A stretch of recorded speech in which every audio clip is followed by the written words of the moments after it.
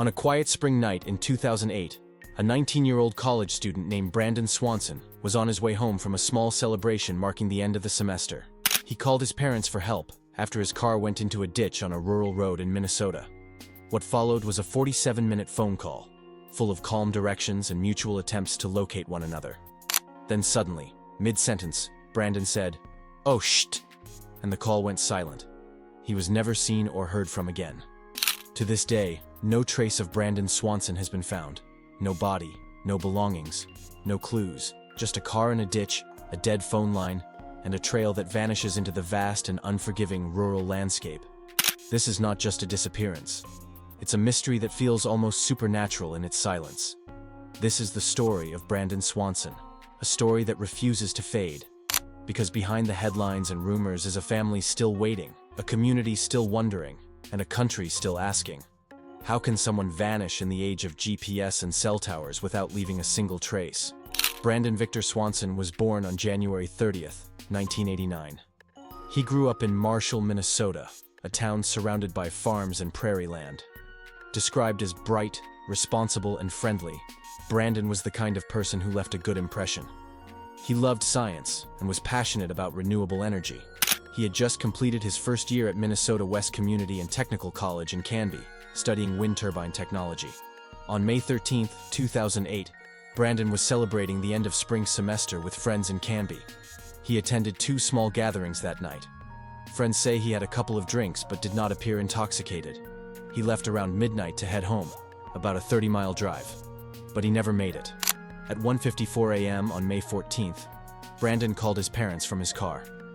His voice was calm. He told them he had accidentally driven into a ditch but wasn't hurt. He was somewhere near Lind, a small town on the way home. He just needed help getting back on the road. His dad, Brian, got out of bed, and he and his wife Annette jumped in their car to go pick him up. Brandon stayed on the phone with them, describing landmarks and giving directions. But when they arrived in Lind, they couldn't find him. Brandon insisted he could see the lights of the town nearby, and even flashed his car lights. But they couldn't see him, and he couldn't see them. That's when he said he'd walk toward the lights, and they should meet him at a local bar's parking lot. For nearly 47 minutes, Brandon talked with his parents as he walked. They heard him stumble occasionally, but he remained alert and communicative. He described gravel roads, fence lines, and said he was cutting across fields. Then, at 2:30 a.m., mid-sentence, he suddenly said, "Oh, shht," and the line went dead. His parents frantically called him back. The phone rang, multiple times, but he never picked up. By morning, the calls went straight to voicemail. The search begins. By 6:30 a.m., the Swansons reported Brandon missing to the police. But like so many missing adult cases, the initial response was lukewarm. The attitude was, he's 19. Maybe he's blowing off steam or sleeping it off. It wasn't until later that afternoon that a full-scale search was launched. When authorities checked Brandon's phone records, a chilling detail emerged. He had not been anywhere near Lind. Instead, his phone had pinged off a tower near Taunton, a town 25 miles northwest of Lind. The location was rural, remote, and unfamiliar. Investigators and the Swanson family were completely thrown off. Eventually, Brandon's car was found along a gravel road near the border of Lyon and Lincoln counties. It was in a shallow ditch, undamaged. No skid marks, no sign of struggle. Nothing. Tracking dogs were brought in. They followed Brandon's scent from the car down the gravel road, then into a field, and eventually to the banks of the Yellow Medicine River. The trail continued across the river, a strong suggestion that Brandon had successfully crossed it. But then, it stopped. Not faded, not changed direction, just stopped. Had he fallen again and hurt himself? Had someone picked him up? Had he encountered an animal? Was there foul play? Nothing could be proven. The river was searched multiple times. Divers combed its waters. The land was swept with ATVs, search parties, drones, helicopters, cadaver dogs, but no further trace was ever found. One of the strangest aspects of the case is Brandon's misperception of his location. He had driven north and west, not south and east. Why?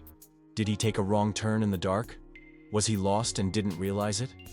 Experts say it's possible Brandon relied on muscle memory, turning where he thought he should, and wound up miles away. It was dark.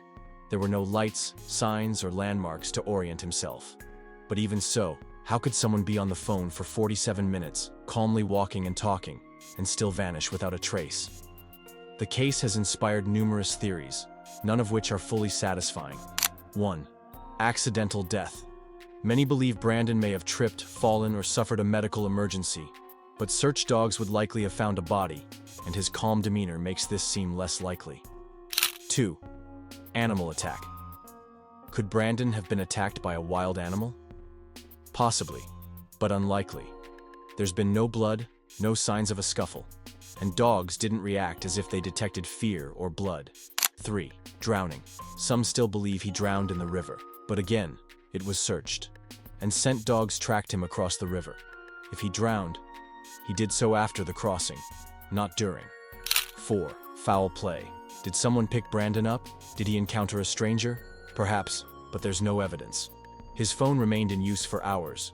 It rang multiple times, and there was never a ransom or demand. 5. Voluntary disappearance. This theory is least likely. Brandon was close to his family, showed no signs of depression or stress, and had plans for the future. His parents insist he would never simply walk away. 6. Misadventure and the environment. The landscape Brandon was in is vast, full of open fields, tall grasses, hidden creeks, and abandoned farm structures.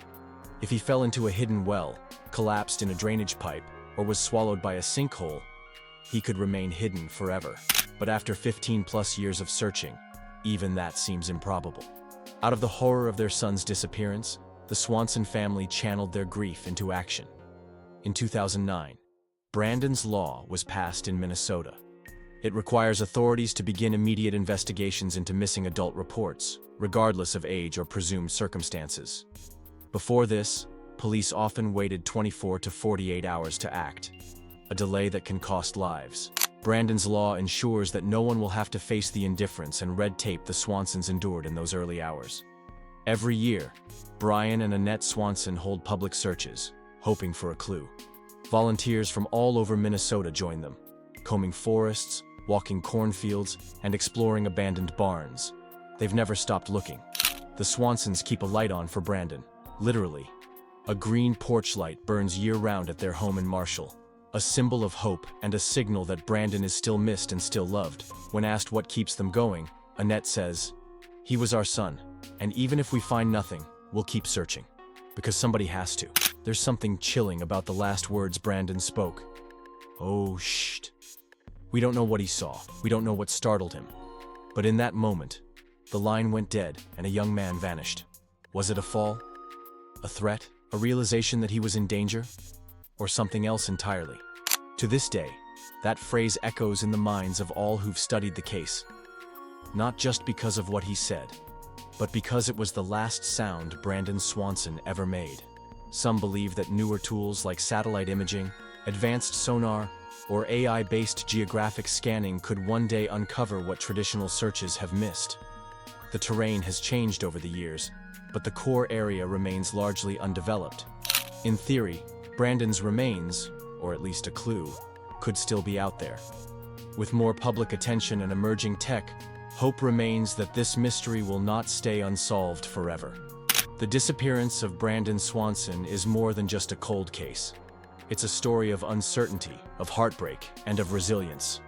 It's about how a small lapse in location, a moment of confusion, and a single step in the wrong direction can alter a life forever. But it's also about the power of love. The love of two parents who refused to stop searching. The love of a community that never gave up. And the love of a nation that still, to this day, wants answers. Brandon didn't deserve to vanish. He deserves justice. He deserves to be found. If you have any information, no matter how small, contact the Lincoln County Sheriff's Office or the Minnesota Bureau of Criminal Apprehension. And please, share this story. Awareness is the first step toward resolution.